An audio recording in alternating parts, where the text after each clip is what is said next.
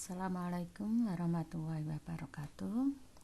Bertemu dengan saya Nurul Komariatin pada pembelajaran mata kuliah Manajemen Operasional, dan pokok bahasan hari ini kaitannya dengan perancangan proses produksi.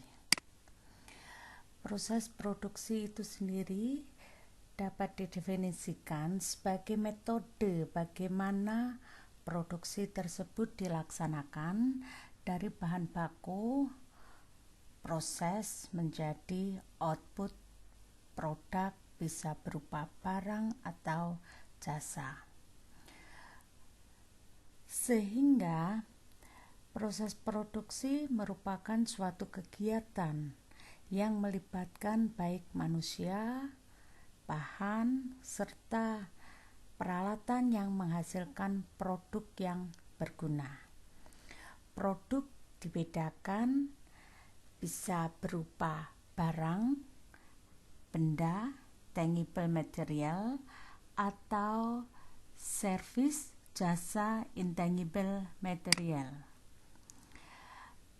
Proses produksi pada perusahaan manufaktur yaitu proses pengupahan, transformasi dari input, kemudian melalui proses produksi, proses pengupahan atau proses operasi menjadi output, bisa berupa barang, jasa, maupun produk-produk sampingan.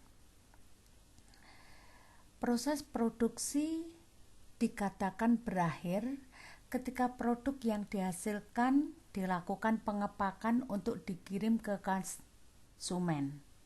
Dengan demikian, pada proses produksi terdapat proses pembuatan, perakitan, pengujian, dan pengepakan. Perkembangan teknologi dari proses produksi dibedakan berdasarkan faktor-faktor pendorong, antara lain yaitu sebagai usaha untuk meningkatkan kualitas, bisa dengan memperbaiki konstruksi mesinnya atau tahapan-tahapan dalam penyempurnaan proses produksi. Faktor yang kedua yaitu sebagai usaha untuk meningkatkan produktivitas, mengusahakan cara produksi yang lebih tepat, yaitu meningkatkan waktu pemakaian mesin dengan otomatisasi pada proses produksi misalnya. Atau yang ketiga yaitu sebagai usaha untuk meningkatkan fleksibilitas. Karena kita pahami umur produk semakin pendek sehingga variasi atau macam jenis produk harus semakin banyak, semakin variatif sesuai selera konsumen. Sehingga makin sedikit jumlah komponen yang dibuat sehingga tidak lagi ekonomis. Proses produksi dilihat dari wujud, dipisahkan menjadi proses kimiawi, yaitu proses produksi kimiawi seperti yang dilaksanakan pada perusahaan-perusahaan pengobatan ataupun pada perusahaan makanan, mengalami proses kimiawi perubahan unsur-unsur tertentu. Yang kedua, proses perubahan bentuk. Misalkan pada perusahaan furniture yang banyak terdapat di Jepara, ini termasuk dalam proses perubahan bentuk. Dari kayu, balok kayu diubah menjadi furniture, bisa kursi, lemari, dan lain sebagainya. Yang ketiga disebut proses assembling atau penggabungan. Di sini Misalkan yaitu pada proses pembuatan mobil, motor, dan lain sebagainya, yaitu penggabungan dari spare part tertentu menjadi suatu produk. Kalau proses transportasi, yaitu proses untuk memindahkan bisa barang, bisa orang dari satu tempat ke tempat yang lain. Sementara kalau proses produksi dengan menciptakan jasa-jasa administrasi, misalkan perusahaan-perusahaan konsultan dan lain sebagainya. Proses produksi menurut arus bahan baku sampai menjadi finished good, produk jadi, dibedakan ada 3. Yang pertama disebut continuous process atau proses produksi terus menerus, yaitu di mana mesin disusun berurutan dari awal sampai akhir. Bahan baku diproses melalui urutan yang tetap. Biasanya di sini mesin terpasang dalam jangka panjang tanpa mengalami perubahan. Ciri-ciri dalam proses continuous process yaitu produk biasanya mass production dengan volume yang besar, variasi kecil, dan telah terstandarisasi. Penyusunan mesin atau produk layout ini disusun berdasarkan tahapan-tahapan urutan-urutan untuk membuat suatu produk. Mesin bersifat khusus.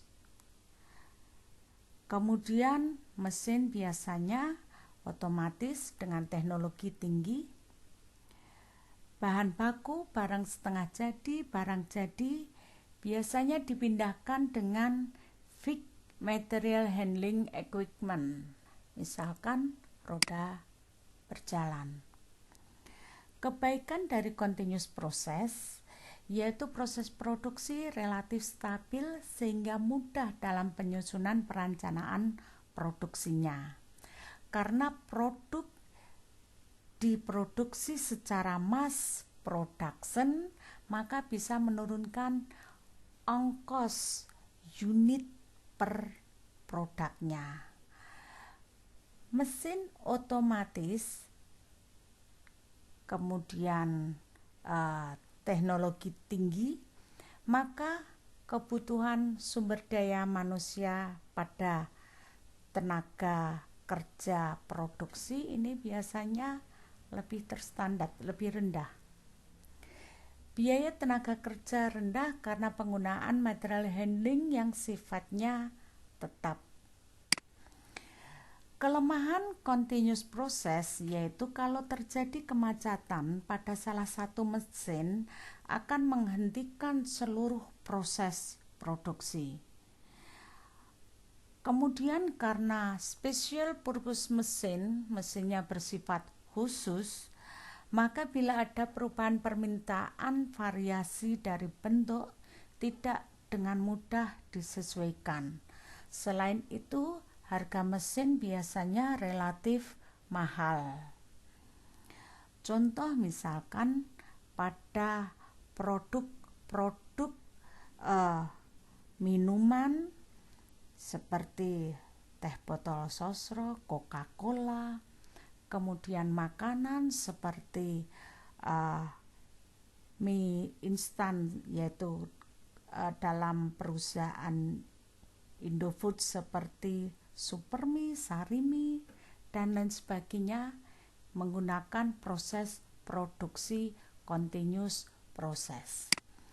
Yang kedua, proses produksi intermittent process atau terputus-putus. Cirinya, produk yang dihasilkan bermacam-macam dengan volume jumlah kecil, variasi yang banyak. Produk dibuat berdasarkan pesanan. Kemudian peralatan produksi disusun sesuai functional layout atau proses layout. Mesin biasanya bersifat umum, general purpose mesin. Kemudian kaitannya dengan kualitas produk sangat dipengaruhi oleh kemampuan tenaga kerja, yaitu operator. Kebaikan dari intermittent process maupun keburukan dari intermittent process biasanya kebalikan dengan proses produksi terus-menerus. Kebaikan proses produksi terputus-putus atau intermittent process misalkan proses produksi dengan fleksibilitas tinggi sehingga mudah menyesuaikan sesuai keinginan konsumen atau pesanan. Kemudian kalau salah satu mesin rusak, maka bisa dihindarkan kemacetan produksi karena bisa menggunakan mesin yang lain. Harga mesin relatif lebih murah. Sementara kelemahannya karena banyaknya macam urutan produk yang dihasilkan atau routing, maka menyulitkan pada pengawasan proses produksi.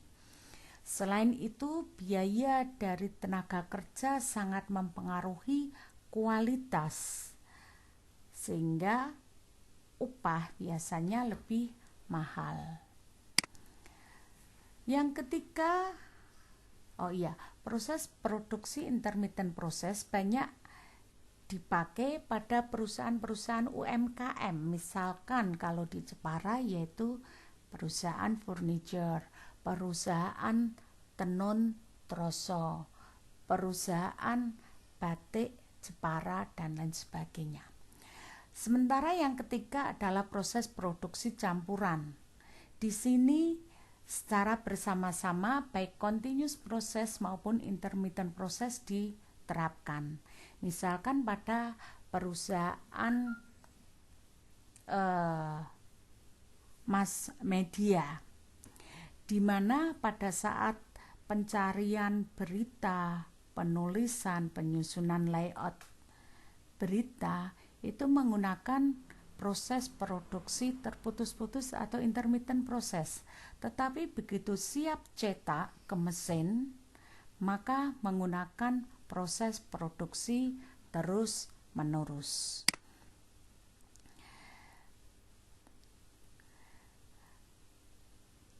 Kemudian kalau dikaitkan menurut tujuannya, proses produksi dikelompokkan mayor dan minor. Proses produksi mayor adalah proses produksi sesuai tujuan pendirian dari usaha tersebut. Dibedakan proses produksi terus-menerus, continuous process, proses produksi terputus-putus, intermittent process, proses produksi proses produksi proses yang sama berulang, kemudian proses produksi proyek khusus dan proses produksi industri berat. Sementara kalau proses produksi minor adalah proses produksi di mana digunakan untuk pengembangan dari perusahaan tersebut. Biasanya pengembangan baik pada desain, pada variasi produk dan lain sebagainya. Nah, di sini dibedakan proses produksi untuk penelitian, kemudian proses produksi model. Kalau proses produksi model berarti membuat produk bisa dalam ukuran yang lebih besar, jumbo, atau membuat model dengan ukuran yang mini. Kalau proses produksi prototype adalah membuat produk sesuai seperti apa yang akan dijual atau dipasarkan. Tapi di sini tujuannya untuk uji coba. Setelah lolos prototype, maka proses produksi percobaan. Ini contoh pada perusahaan gula, maka sebelum mesin digunakan secara terus-menerus akan dipakai uji coba dulu dalam membuat produk dalam jumlah yang sedikit.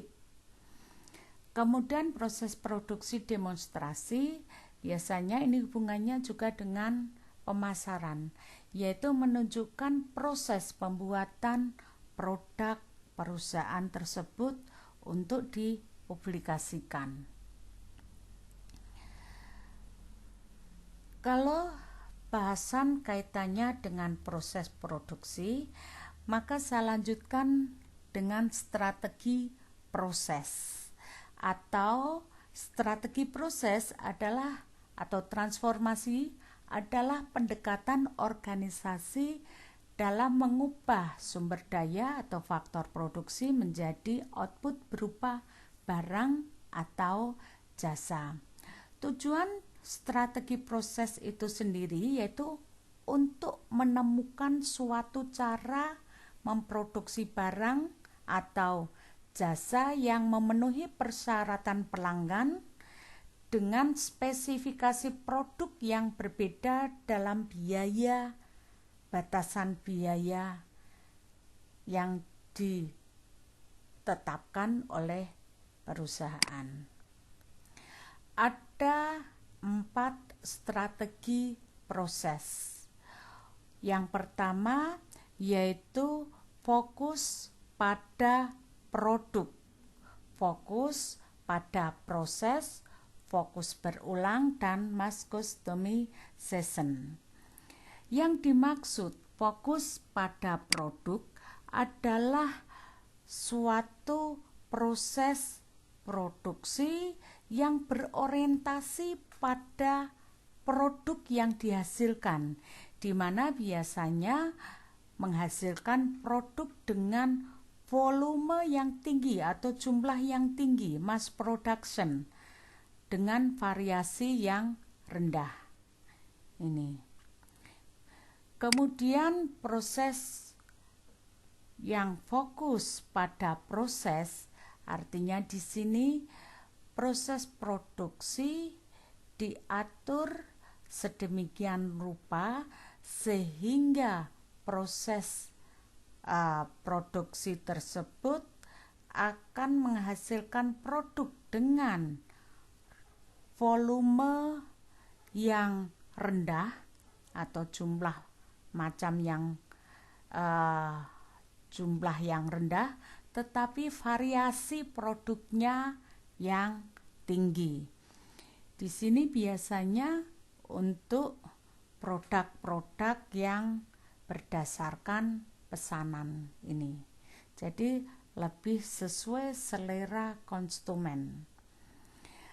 Kemudian yang ketiga, fokus berulang, di mana proses produksi berorientasi pada produk yang menggunakan modul.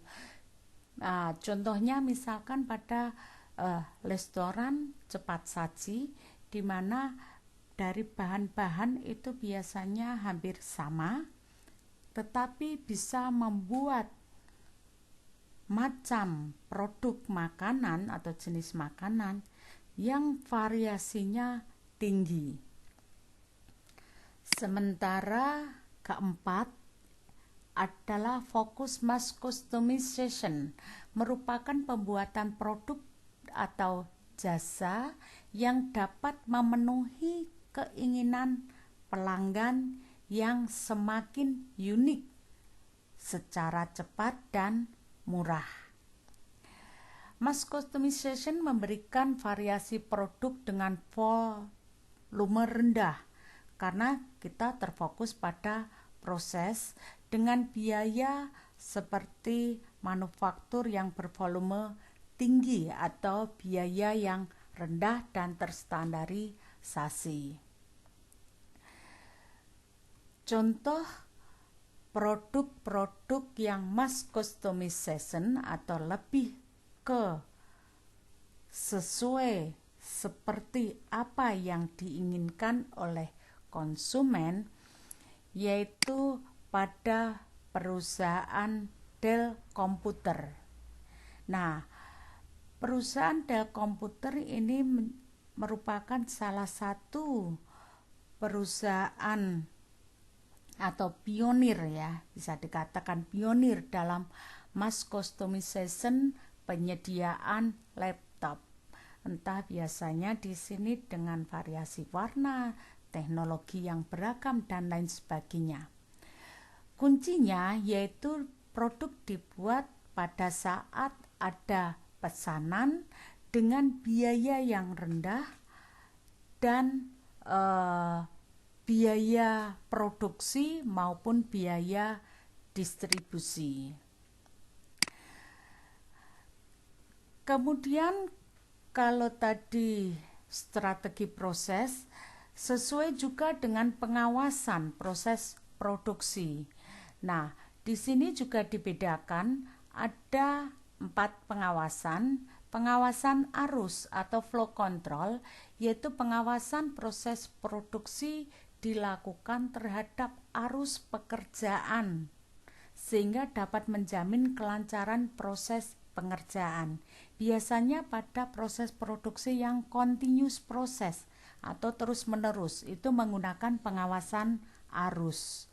Yang kedua, pengawasan order atau pengawasan pekerjaan pesanan, yaitu bentuk pengawasan produksi yang dilakukan terhadap produk yang dikerjakan sehingga produk sesuai seperti bentuk, kualitas, jenis dan lain sebagainya yang diinginkan pasar. Pengawasan beban adalah pengaturan pembebanan mesin-mesin yang digunakan dalam mengerjakan produk yang mempunyai berbagai ukuran dan variasi. Contohnya mesin percetakan di sini, baik warna, ukuran, jumlah itu variasinya tinggi. Dan yang terakhir, keempat, pengawasan blok kontrol, yaitu mengelompokkan order-order menurut model, ukuran, style tertentu yang selanjutnya menggabungkannya dalam suatu blok-blok yang sesuai. Dan yang terakhir disebut special project control atau pengawasan proyek khusus. Biasanya pada industri berat seperti perusahaan-perusahaan konstruksi, baik membuat bangunan, pencakar langit, membuat jembatan, membuat jalan, dan lain sebagainya. Demikian pembahasan kita kaitannya dengan desain proses produksi. Sekian bahasan manajemen operasional dengan saya Nurul Komariatin. Sekian dan terima kasih, semoga bermanfaat.